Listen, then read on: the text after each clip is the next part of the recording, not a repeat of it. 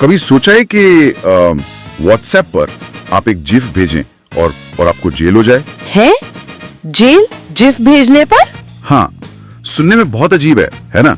पर आजकल एक खबर भाई बहुत तेजी से फैल रही है।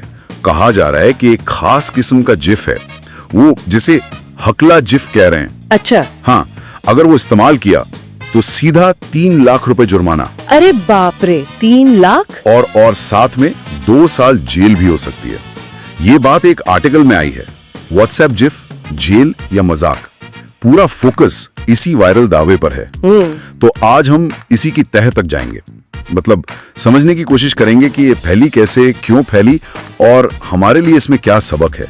चलिए इसको थोड़ा खोल कर देखते हैं। बिल्कुल। इस खबर पे सोशल मीडिया पर तो जैसा तूफान मच गया था। क्या क्या नहीं लिखा लोगों ने। हाँ, मैंने भी देखा, काफी कुछ चल रहा था। कोई लिख रहा अब तो स्टिकर भेजने से पहले भी सोचना पड़ेगा। तो कोई कह रहा अरे सीधा जिफ बनाने वाले को ही पकड़ो। सही है।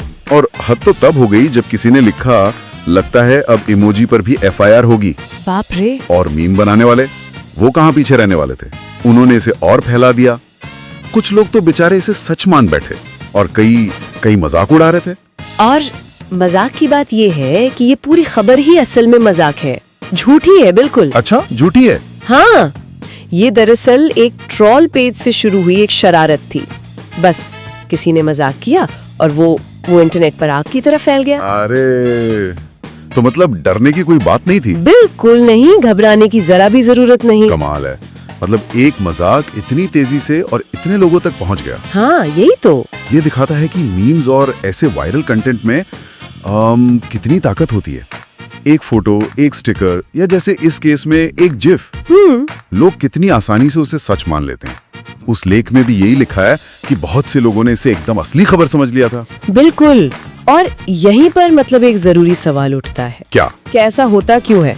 खासकर ये जो विजुअल चीजें होती हैं जैसे जिफ्स, हाँ, ये तेज होती हैं, आंखों को अच्छी लगती हैं, कभी मजेदार कभी इमोशनल, और हमारा दिमाग ना फैक्ट चेक करने से पहले रिएक्ट कर देता है। सही कहा, फौरन शेयर कर देते हैं। एग्जैक्टली। और इसीलिए ये बहुत जरूरी हो गया है, खासकर इस डिजिटल जमाने में, कि कोई भी जानकारी शेयर करने या उस पर यकीन करने से पहले उसे एक बार जांच ले, परख ले।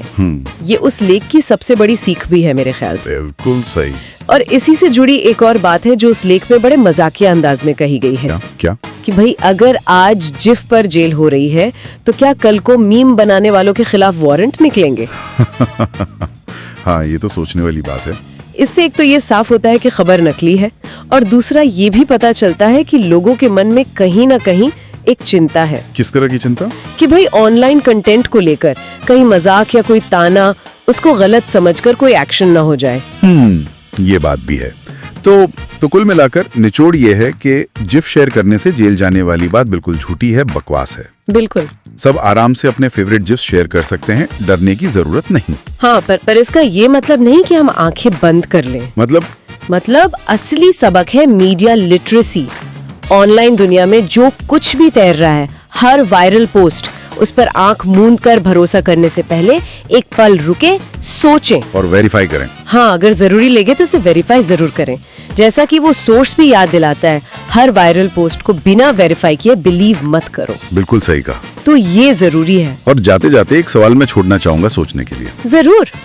अगर एक मामूली सा मजाक या मीम, शायद इसलिए कि वो किसी चीज का मजाक उड़ाता दिख रहा था, जैसे इस केस में हकलाने का, वो इतनी आसानी से लोगों में इतना बड़ा कंफ्यूजन पैदा कर सकता है, उन्हें यकीन दिला सकता है कि ये सच है। हाँ, ये वाकई सोचने वाली बात है। तो ये ऑनलाइन दुनिया में हमारी सोच को, हमारी धारणाओं को कितनी आसानी से बदला जा सकता है, इस बारे में क्या कहता है? बिल्कुल। भविष्य में ऐसी गलत सूचनाएं, ऐसी मिस इन्फॉर्मेशन और किस किस रूप में हमारे सामने आ सकती हैं, ये सोचना जरूरी है। बहुत जरूरी।